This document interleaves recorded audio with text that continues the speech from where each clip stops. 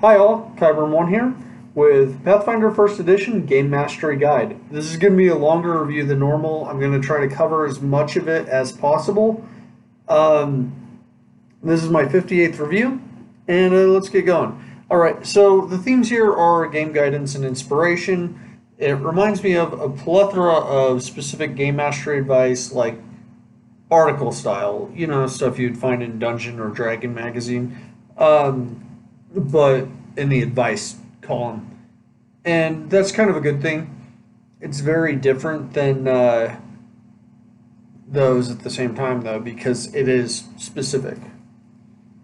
My big complaint, though, is that items really should have had page references to spells or abilities. For instance, when it's talking about the magic wands or things like that, it just says the spell name.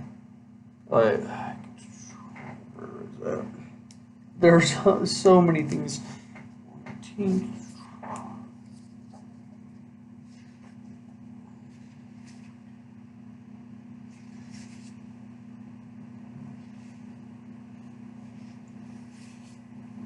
Okay. Yeah, like okay. Right here, it could be talking about like potion of bear skin or bull's endurance or something, and it doesn't tell you what page in the core rules to find that on. After seeing Numenera and how well they did, it should be kind of practical commonality. And the funny thing is they do it with a bestiary. So when you're talking about populating your world and having monsters and stuff, see, they tell you what page on the bestiary you need to find that specific stuff. And why wouldn't you do that for the other content? That doesn't make sense to me. My high praise, though, is on page 10. There's a tone and maturity section. So, and, well, it starts on 10. And basically, get to know your group before you decide to throw something at them. You need to be able to read the room. And nowadays, it's very easy to be heavy-handed with the way you present this idea. And I don't think the playtest opening did it very much justice. Because when you go on for paragraphs about who's included and who's not, somebody's bound to feel left out. Just don't be a jerk. It's simple.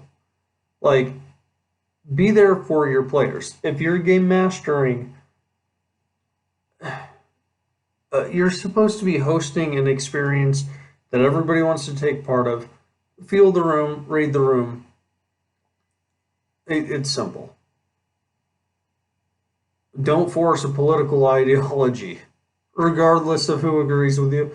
Because if somebody doesn't feel exactly what you feel, okay, you're in a fantastic world. There could be very bad things happening. If there wasn't, it wouldn't be much of a game. Oh, a dragon attacks town. Everybody's fine. That doesn't make any sense. Bad things happen. That's why you're heroes. But don't be a jerk. Simple. All right.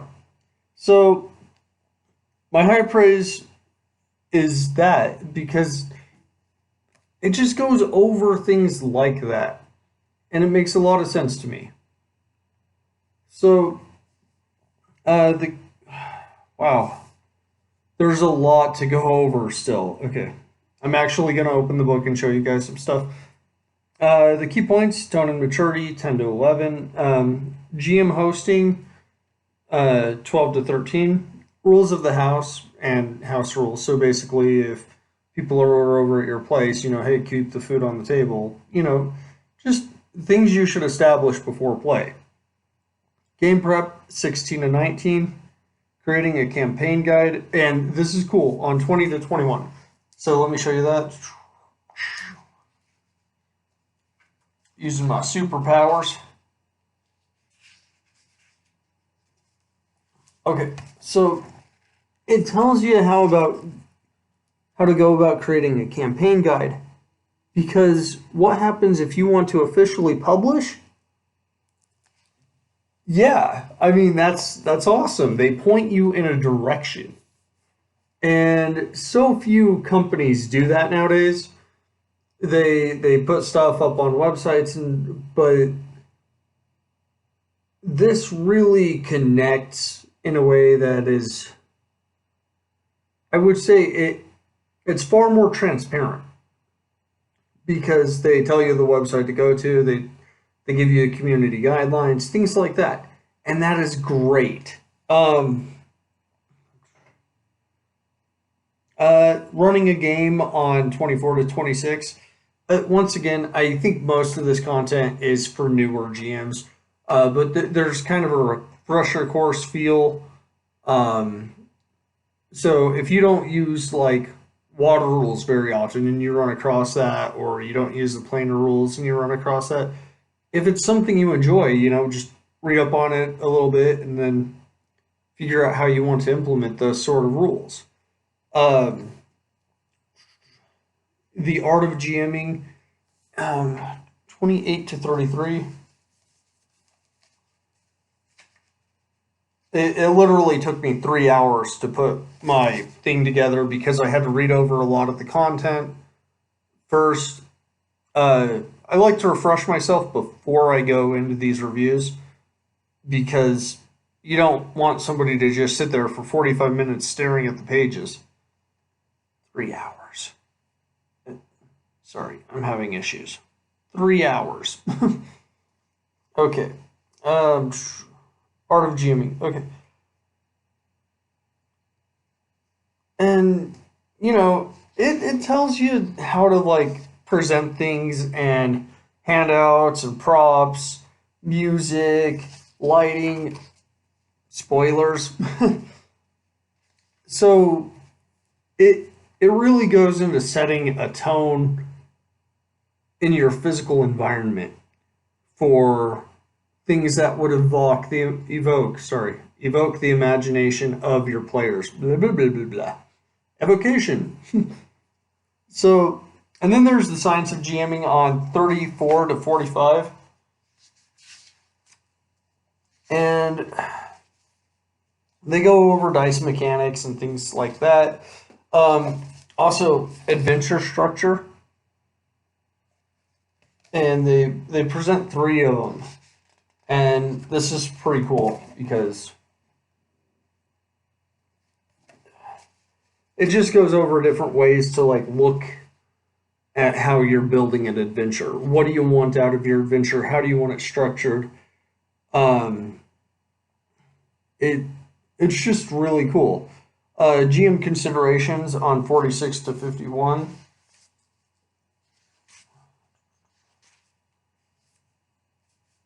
Like, should you allow the use of certain broken spells, like detect evil? It's pretty much detect villain at a certain point. And how I would use it is somebody wants to cast it, make sure they're in a room of evil people. And then they're like, how am I going to go about fixing this situation? Because everybody knows I casted a spell, and the look on my face should be something like, oh man, everybody's evil. Including Bill. Bill, you've been with us for a while. You probably shouldn't have did those awful things. Terrible, terrible. Loitering on the grass. You're a criminal. Okay, so teleportation, splitting the party, issues like that. Those are the subjects talked about there. Converting content on 51. Now, this is super cool, and this might be worth your purchase, even though it's a small paragraph. Okay, it's a couple paragraphs. Boom. Converting content. All right. Now, that will be super helpful and handy. Granted, I don't believe that third parties did such a great job with the power structure, so it's very hard to find reliable D20 based content. Um, so the plots table on 52. Uh, so plot stuff really goes from 52 to 53, and then you have cultural titles on 54. And then there's a words GM should know on 55. Yeah, buy a dictionary and a thesaurus or go online and use those websites.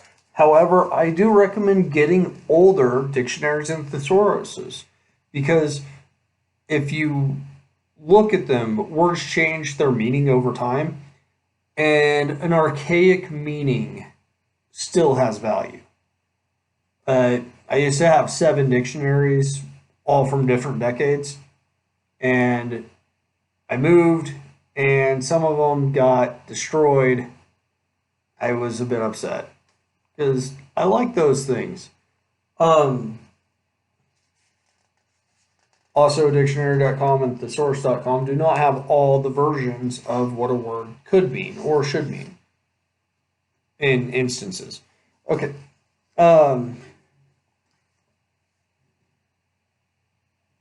Player types and quotations on page 70 through 77. So I'm going to skip ahead a little bit. There's like party composition in between there and player character stuff. And that's all well and good, but let me give you a quote on Shakespeare. Where's the Shakespeare one? The flake. They whose guilt within their bosom lies, imagine every eye beholds their blame. Shakespeare. The flake player is the one that doesn't come to the table all the time. Like they're late or they miss out on sessions, and that's terrible. You don't want that. And they go into like you they tell you how to dealing with different player types. From the power gamer to the diva, the glass jaw, the flake, the entrepreneur, and there's more. Um, then you have the NPC chapter on 80 through 99, the rewards chapter on 102 through 137, random item generators on 118 through 137, with items being on 118, armors and shields on 118 through 120,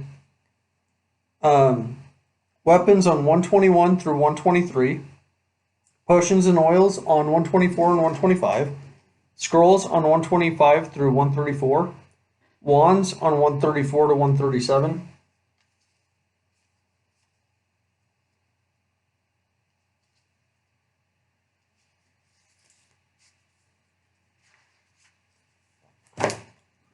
And once again, it doesn't tell you what page to reference in the core rulebook where you'd find that spell. And that's kind of frustrating because they did that with the bestiary, as I showed earlier.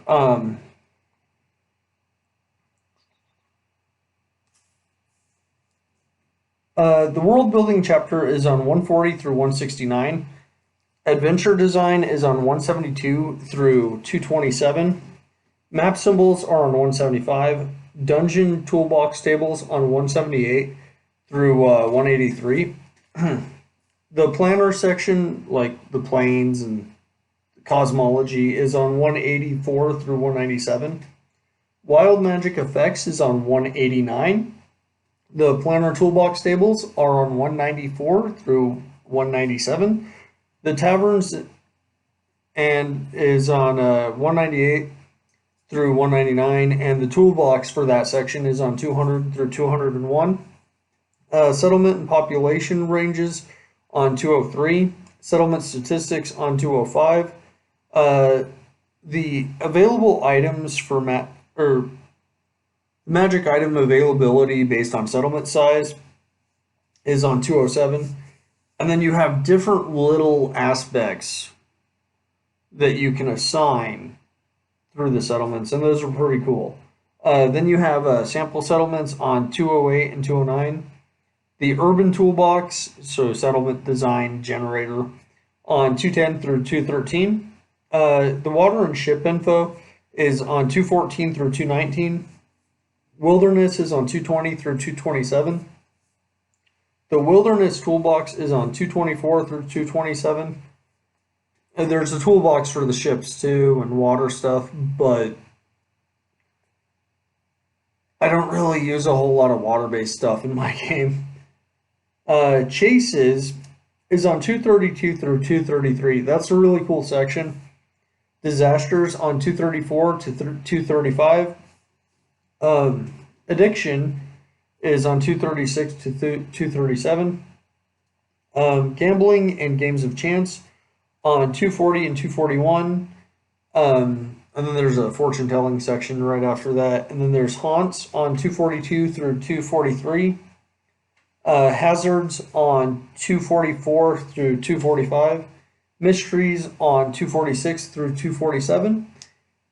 Puzzles on 248 to 249. Sanity on 250 and 251. The NPC gallery runs a range of 55 or 56 pages, I guess. 254 to 309. Then you have the sheets and rules from 312 to 315. So this section's kind of cool. You know, it's the print your own blank stuff. Oh, come on.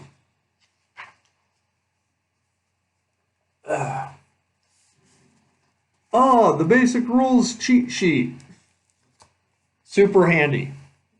I would recommend printing that off for all of your players.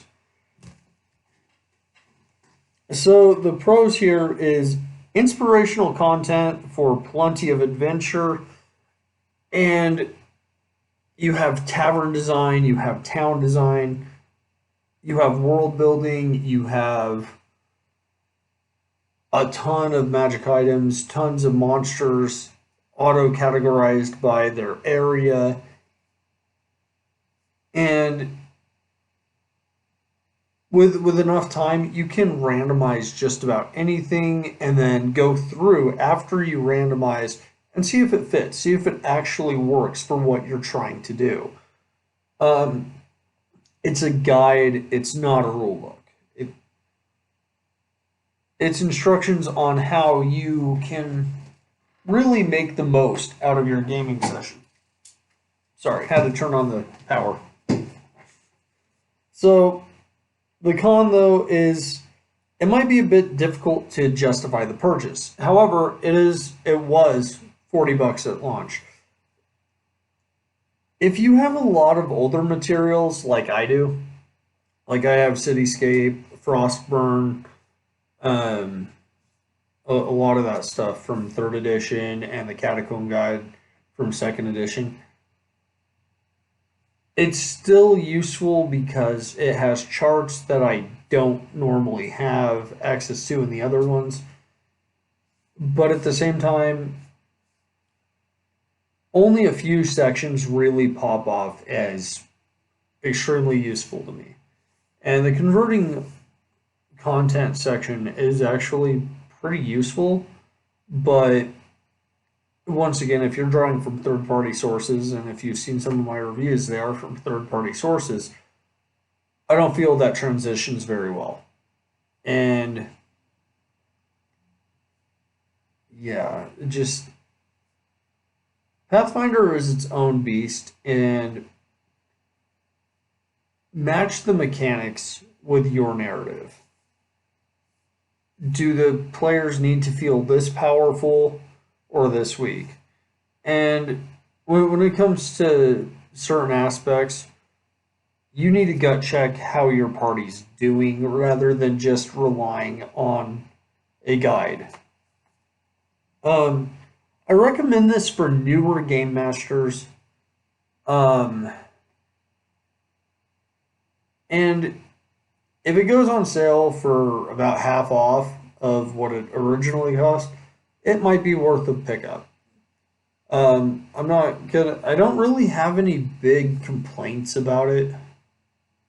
Like, I know that's one of my sections, but it does a decent job. And if you're just starting out, then I recommend this because it is a good read. It will take you an eternity to use all of the content in as many ways as you possibly can. But, you know, right now is the perfect time for you to build your world. And if you don't have access to this, there's a ton of online resources. I'm going to try to cover the second edition Game Mastery guide next. It already took me 3 hours to break this thing apart. All right. I'm going to take a nap. Kyber1 out.